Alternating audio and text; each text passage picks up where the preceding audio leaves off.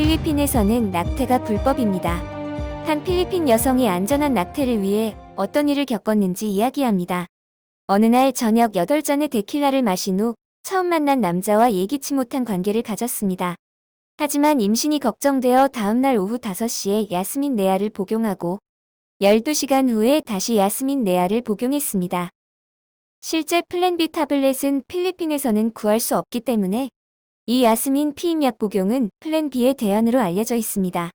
이 방법은 예기치 못한 성관계 후 72시간 이내에 할 때 가장 효과적이라고 합니다. 플랜 B 알약은 예기치 못한 관계를 한 후 임신할 가능성을 낮추기 위한 사후 피임약입니다. 응급 피임약은 이미 대부분의 나라에서 처방전 없이 구할 수 있지만 필리핀은 북한, 아랍에미리트, 수단, 동티모르, 서사하라와 같은 나라들처럼 피임약을 구매하는 것이 불법입니다. 웹사이트를 통해 약간의 조사를 한 후 과학적 근거는 없지만 야스민이 사후 피임약으로 사용된다는 것을 알았습니다. 하지만 에티닐 에스트 라디올과 레보노르 제스트렐 호르몬을 함유한 특정 피임약만이 효과가 있었고 드로스피레논과 에틸렌을 함유한 야스민은 효과가 없었습니다. 70년대 응급 피임약을 구할 수 없었던 시기에는 모든 여성들이 유즈폐법이라고 불리는 사후 피임을 하곤 했는데 이것은 제한적으로 효과가 있었습니다. 의사 친구들과 지인들에 따르면 트러스트 피임약이 필리핀에서의 유폐지법이라고 합니다. 야스민이 효과적이지 않을 수 있다는 것을 알고 당황했어요.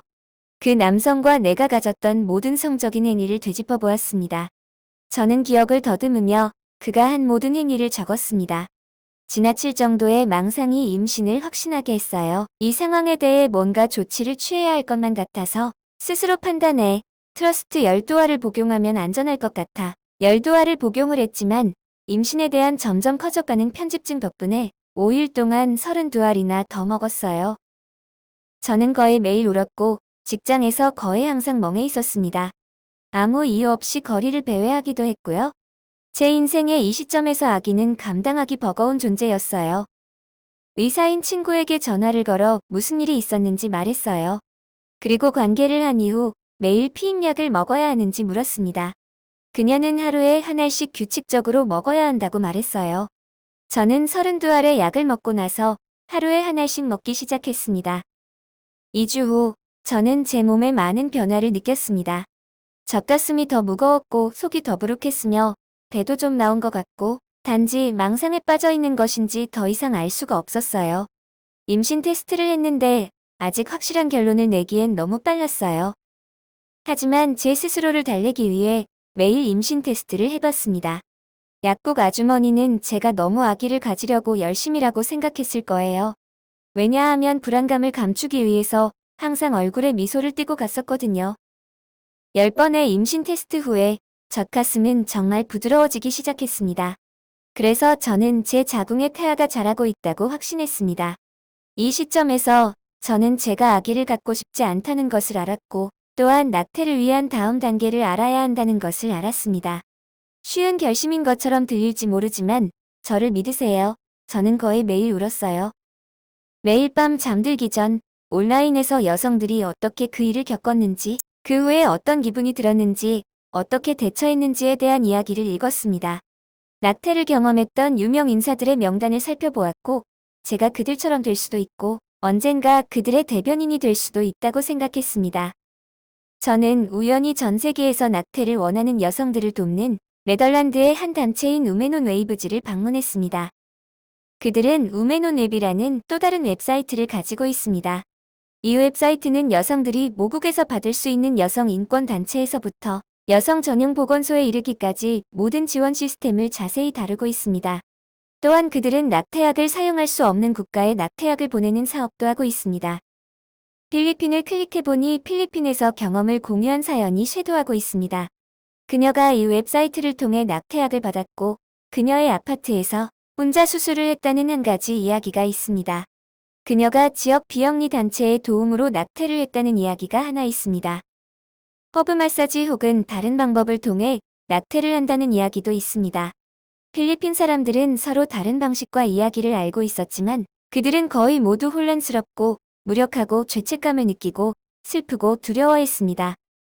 한 번은 저명한 의료센터의 산부인과에 가본 적이 있는데 피임약에 대한 말을 꺼내는 것조차도 끔찍할 정도였어요. 사후 피임으로 구리 IUD에 대해 물었는데 의사는 저는 추천하지 않습니다라고 무뚝뚝하게 말하며 말을 이었다. 임신 중절 선택권을 갖기 위해 여성들이 겪어야 하는 그들의 고백 과투쟁, 그리고 근심의 깊이를 읽는 것은 가슴 아픈 일입니다. 첫째로 정말로 임신을 했는지 확신할 수 없더라도 임신 중절을 계획했기 때문에 제가 느껴야만 했던 선택의 순간들이 떠올랐습니다. 저는 제가 악한 사람일지도 모른다는 생각이 들기까지 했습니다. 그리고 저는 단지 지옥에서 썩어야만 한다는 생각이 들었죠. 저는 누구와 대화해야 할지 몰랐기 때문에 이 모든 시련은 더 고통스러웠습니다. 관계를 했다는 수치스러움, 콘돔을 사용하지 않은 어리석음, 그리고 낙태를 결심할 만큼 냉담함. 생리를 놓치고 양성 반응을 보이는 순간 정확히 무엇을 해야 할지 궁금했습니다. 그래서 웹사이트에서 위민온 웨이브를 찾은 후 저는 다음과 같은 옵션을 찾을 수 있었습니다. 플랜 A, 웹사이트에 나와 있는 모든 건강 클리닉에 가서 그들이 안전한 낙태 시술을 할 수 있는지 확인합니다. 암암리에 이 일을 하는 의사들이 있다고 읽었습니다. 플랜 B, 낙태약을 온라인으로 구입하세요. 그 웹사이트는 허술해 보이지만 약을 통해 낙태하는 방법에 대한 정보는 잘 설명되어 있습니다. 플랜 C, 캄보디아 마리스톱스 국제병원으로 가서 정확하게 절차를 밟으세요. 캄보디아에서는 합법이고 체계적으로 교육받은 사람들에 의해 적절하게 관리받을 수 있습니다. 하지만 그곳에 가야 하는 비용이 큰 걸림돌이 될 겁니다. 너무 무섭고 부끄러워서 생각해보았지만 플랜 A는 엉터리였어요. 낙태에 대해 물어보는 것조차 두려웠지만 저는 우메논 웨이브스에 나와 있는 한 기관에 전화를 걸어 사후 피임약에 대한 문의와 관련하여 도움을 받을 수 있는지 물었습니다. 이 여성단체는 필리핀의 한 클리닉을 소개해 주었습니다. 이 클리닉은 그저 저를 의료 상담을 하는 한 환자로 대해줬어요. 그래서 그 남자와 있었던 모든 일들과 임신에 대한 걱정들을 편안하게 이야기했죠. 낙태를 제안받을 거라 생각했는데 어느 누구도 낙태란 말을 언급하지 않더군요. 그 이후 저는 필리핀의 어떤 단체나 개인들로부터 정보를 얻는 것은 좋지 않을 것 같았습니다. 이것은 저에게 더 큰 걱정거리입니다. 그들은 제 결정에 대해 무엇을 생각하고 있을까요? 낙태를 해야 하나요? 아무한테도 말 안 해줄까요? 내가 왜 그들을 믿어야 하죠? 그래서 저는 플랜 B에 대한 작업을 진행했습니다. 유산 알약을 판매하는 사이트에 미소포스트롤과 미페프리스톤을 사는데 얼마가 드는지 물었더니 그들은 재빨리 저에게 다음과 같은 질문을 했습니다.